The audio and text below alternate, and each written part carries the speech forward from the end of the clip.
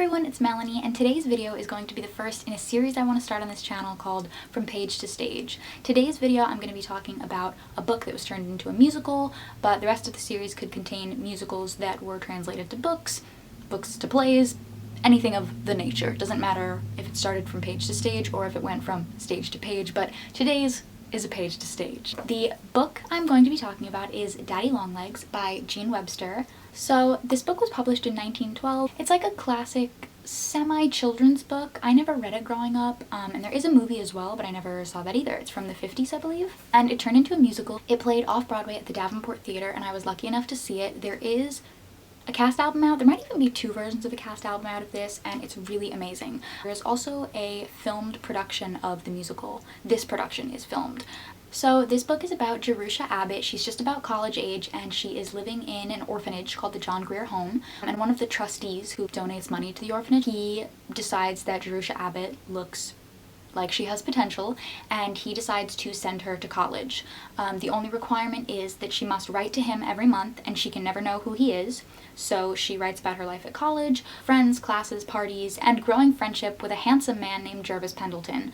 The man that she writes the letters to, the trustee, he says, "Just call me John Smith. I'll never respond to your letters. I won't even notice them, and I won't tell you my name, so just write me letters to John Smith." And in her first letter, she's like, "Well, I have so much I want to talk to you about and thank you about. I've never had anyone to even write letters to, so I can't just call you John Smith. That's such a generic name."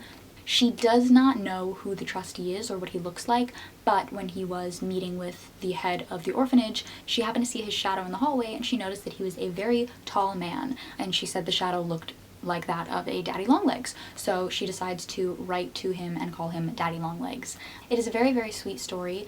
The book is told through Jerusha's letters to Daddy Longlegs, so there's no other point of view in this. You learn about the characters through her letter writing, so you're not really there in the moments, you're just getting retellings of everything that's happened, which I enjoyed. It was a very good read, but I did not enjoy as much as I enjoy the musical. And here's why. Because in the musical, it is only a two-person musical. It's very small, and it's told through Jerusha and Jervis Pendleton, who is Daddy Longlegs. Basically, Jerusha is sent to college, and she has two roommates, a girl named Sally McBride and a girl named Julia Pendleton. And as Jerusha writes to Daddy Longlegs and tells of how much she gets along with Sally McBride and how much she doesn't really care for Julia Pendleton because she is very upper class and stuck up and everything that she is, Jerusha is writing these incredibly long, entertaining, basically essays of letters, and she's sending them to Daddy Longlegs, who we happen to find out is named Jervis Pendleton, and he is one of her roommate's uncles. I don't know that he planned for Jerusha to end up rooming with his niece, but she is. So he doesn't want to tell her who he is as Daddy Longlegs, so he decides to meet her as himself, as Jervis, and so he comes and introduces himself to the girls as Julia's uncle, and so now Jerusha starts writing letters to Daddy Longlegs about a boy that she met, or a man that she met named Jervis Pendleton, and then he doesn't really know how he can get himself out of this mess because she knows him as Jervis and she knows him as Daddy Longlegs. So I love the musical because I love relationships like that, where there's twists, and I just love anything with romance in general. So it's very interesting to see Jervis get to interact with Jerusha and to clearly know right off the bat that he is Daddy Longlegs because they're the only two in the musical. So it's very nice to see him struggling and contemplating with how do I tell her, when do I tell her, when do I give up, you know, this act kind of that I'm putting on. In the book, though, we don't get shown who Jervis or Daddy is right away. There are definitely more signs in this that Daddy and Jervis are the same person because we're not physically being shown that, like on a stage. So there were a good amount of things in here that didn't really happen in the stage version just because we didn't need to so obviously say, that's so funny, Daddy, you're sick at the same time as Jervis Pendleton, or that's so funny, this, and that, you know, like, you both have such similarities. There are definitely still some instances where Jerusha gets a little foreshadowing that Jervis is Daddy Longlegs. After Jerusha's freshman year of college, she doesn't want to go back to the orphanage for the summer, and so Daddy Longlegs sends Jerusha to a farm for the summer so she doesn't have to go back to the orphanage, and when she gets to the farm, she finds children's books that belong to Jervis Pendleton, and she asks, you know, the woman in charge of the farm, like, "Oh, do you know Jervis Pendleton?" And she says, "Yes, he actually used to own this farm and then he gave it to me." So Jerusha's like, "Huh, do you know Jervis? Like, what's the deal with that?" But Jerusha never really puts two and two together that Jervis and Daddy are the same person. Daddy Longlegs was the first musical ever to be live streamed on the internet. It was back in like December of 2015 that they live streamed it, and I have seen the live stream an uncomfortable amount of times.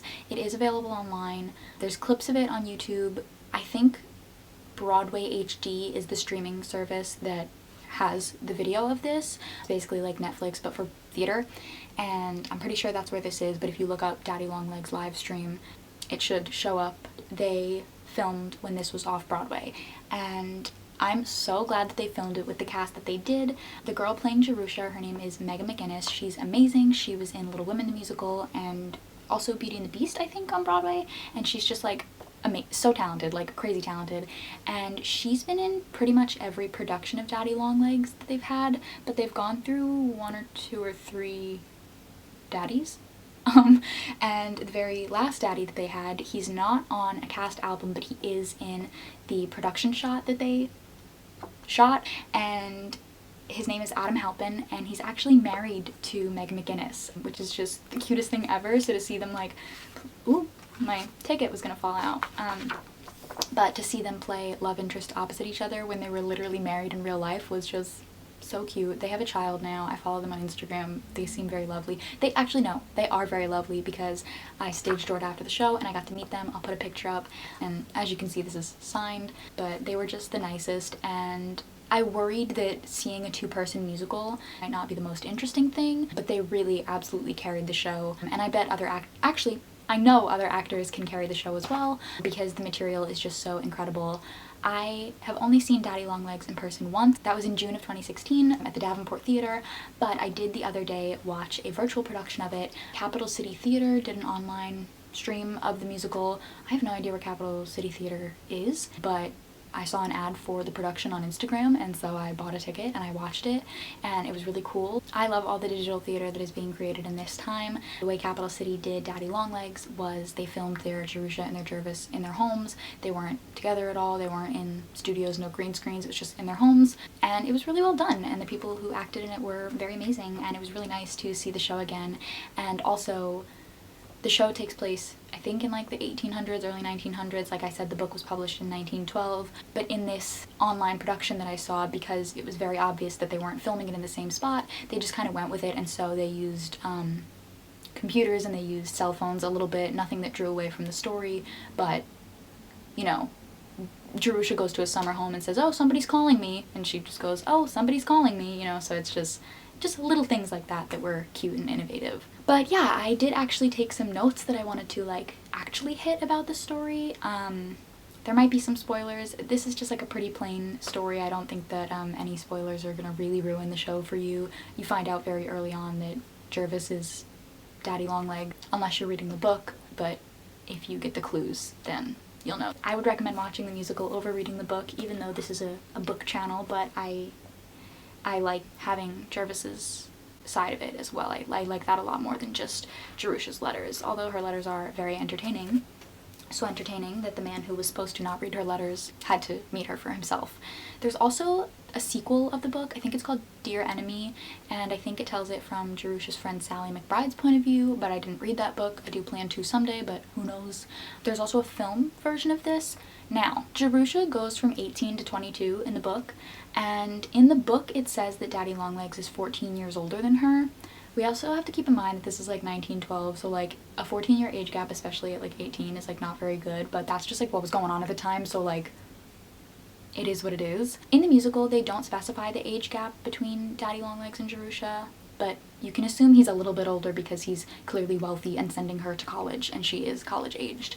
But in the movie version of this, the movie came out in 1955, and it starred Fred Astaire and Leslie Caron, I think.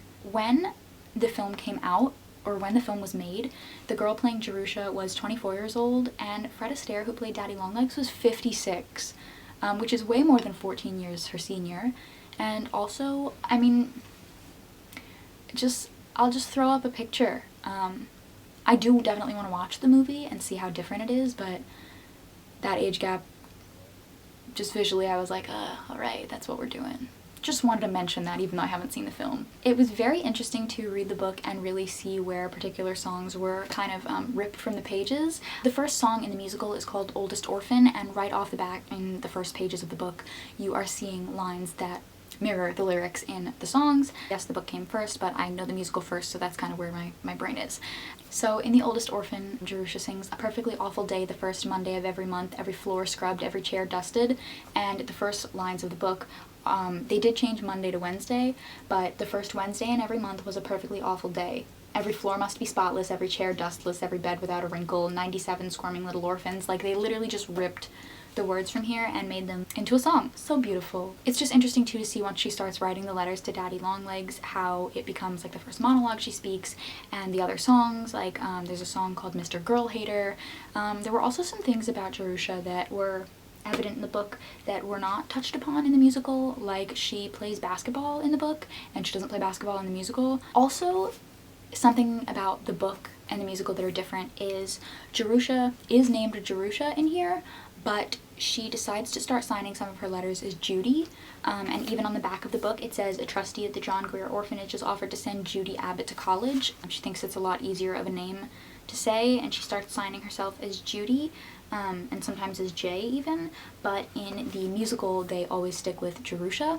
So Jerusha is given this 9-point plan from the trustee, or Daddy Longlegs, how she's going to be sent to college, how she's going to get a monthly allowance so that she will be equal with, you know, the girls she's going to school with, how she should write a letter every month to Daddy Longlegs, how she can never know who he is, how she should never thank him in these letters, she should not become a burden, you know, a bunch of things in this 9-point plan. And they make this 9-point plan in the musical, but in the book she is just told these things by Mrs. Lippett, who runs the orphanage that she lives at.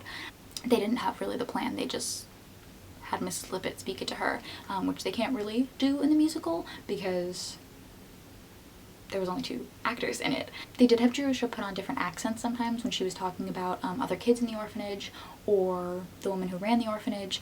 She even takes a bit of dialogue direct from the book that a little orphan boy annoyingly calls to her, and so the actress who plays Jerusha always does like a really funny voice and things like, "Jerusha Abbott, you are wanted in the office and you better hurry up." There were also some cute moments in the book that weren't mentioned in the musical that I just thought were really fun that I wanted to point out.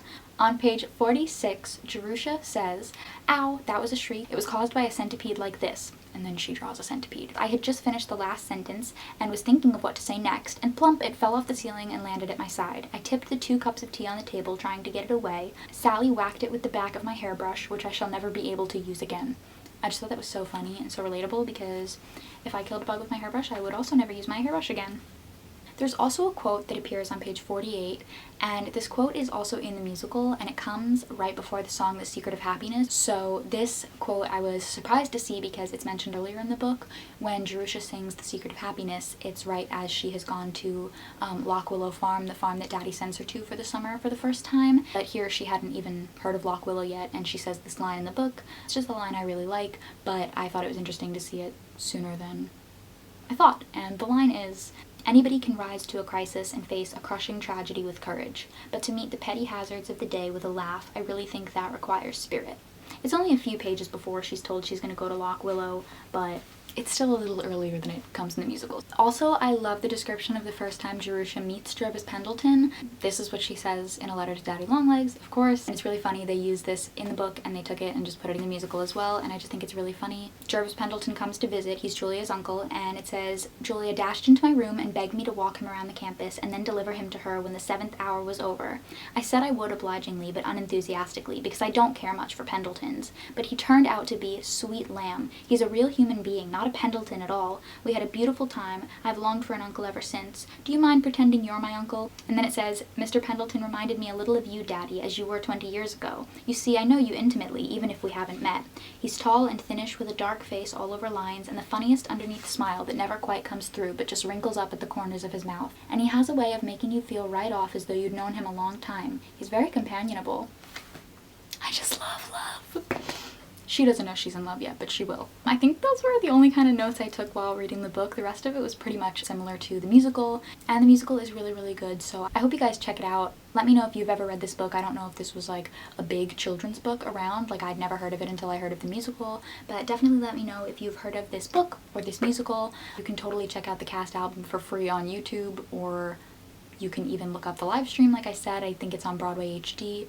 But yeah, I really love this show and I just wanted to make this video. So also, if you like this From Page to Stage series, definitely let me know, and I would love for you guys to comment down below some other musicals you'd like to see. I know I have the book versions of Dear Evan Hansen, Wicked, Alice by Heart. I might have Les Mis, but I might not. But I know there's a bunch of other book versions of musicals or plays, so if you guys have any in particular that you would be interested in hearing about, whether I own them yet or not, let me know down in the comments, and I will talk to you guys next time. I hope you have a great rest of your day. Bye!